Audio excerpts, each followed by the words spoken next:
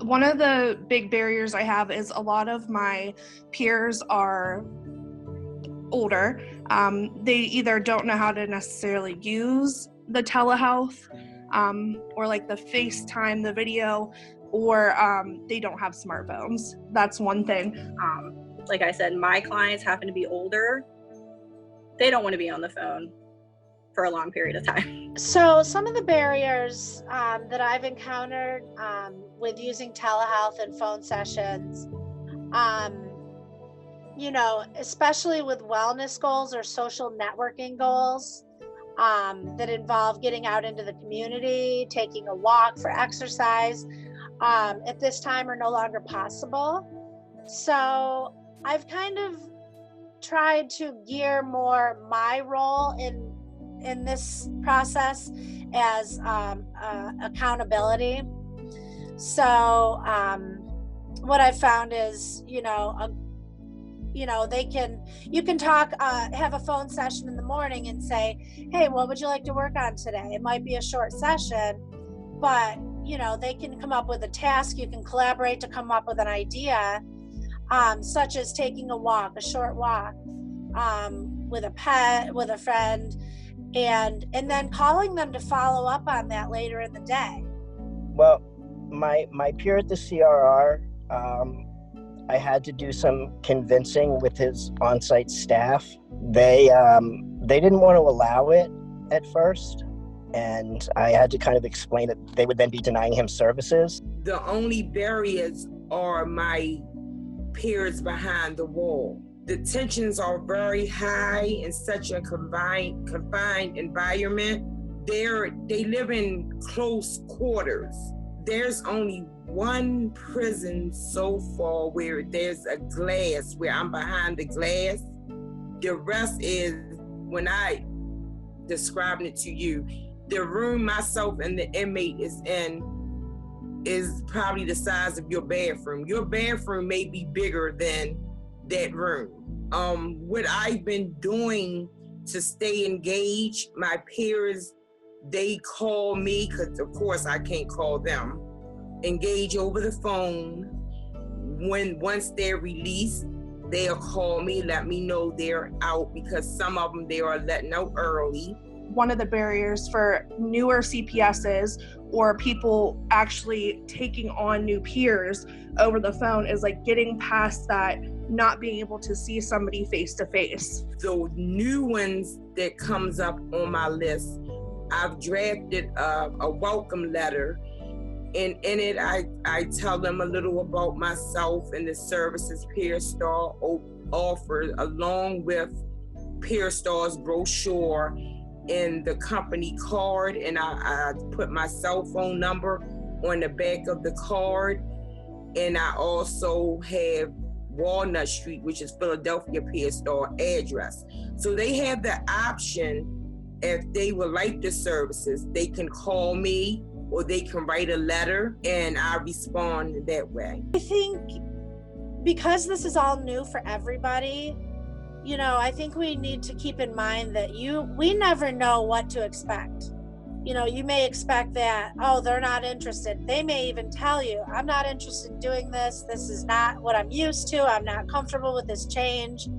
But, what I've found is, even the ones that were resistant to it, they end up calling me for support. So you never really know what to expect. So keep an open mind, give them the credit, give yourself credit, and, don't try not to be so hard on this process. Keep an open mind about it. I think that'll go a long way.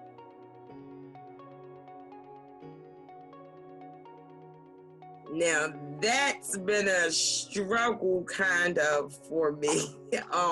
Well, I don't know if you're going to want to include this, but I've actually moved my office into my bathroom for the times that I am doing over the phone calls.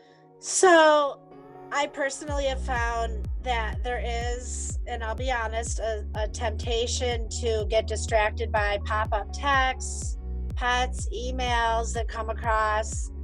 All right, so I do take care of a preschooler, and I find that if I schedule in the morning, well, he's still kind of groggy, and he's just in that I want to watch cartoons and eat my breakfast phase, that I can get work done without being constantly interrupted. That's my granddaughter. My kids are grown. Grandma, I need this. I have to stop. Okay, baby, here I come.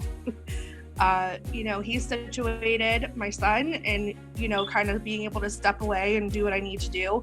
And when you have a child, you have to make sure, okay, she needs to eat breakfast, she needs her snack, she needs her lunch, you got to prep the dinner. I don't have kids, so that's not an issue. Ideally, I like to end my work usually an hour or so before lunch. Work in the evening when they're back to, I'm kind of like, it's bath time, I'm going to wind down. Or when my husband comes home, he can take him outside. That allows me to get work done. I would encourage you to, take care of your pets, take them out to outside, get them fed before you do these sessions. A lot of times my phone calls aren't planned, so it's like it's a rush. You want to give them the privacy, so it's like I'm hopping up 10 flights of steps and getting into my bathroom to, make sure that it's quiet and, that you can give them the respect that they deserve. Try to stay focused. They deserve all of our attention. We're being paid for this service. I don't think it's very feasible sometimes to try and work like a block shift when you're working from home with children, especially children under a certain age, because I think that's asking a little too much of them too sometimes with their attention spans. One of my peers calls me and I can answer the phone. I will take the call right then and there, not only for the hour situation, but if my peers are reaching out to me, then I know that at that moment they need to talk.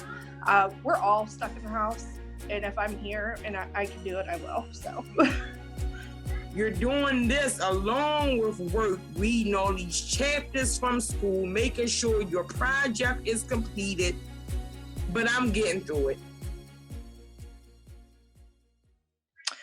Well, I want to say thank you to everybody for keeping the show going. I just try to tell them that I suggested to them to try to keep it the same schedule, because a lot of them are worried about just how to schedule it, and they're worried about hours, and that doesn't have to change. That person there to provide the support so that they're not going to relapse, so that they continue to work on those goals for the betterment of their situation. I've personally found, and I was pleasantly surprised to see that at least a couple of my peers have been more engaged.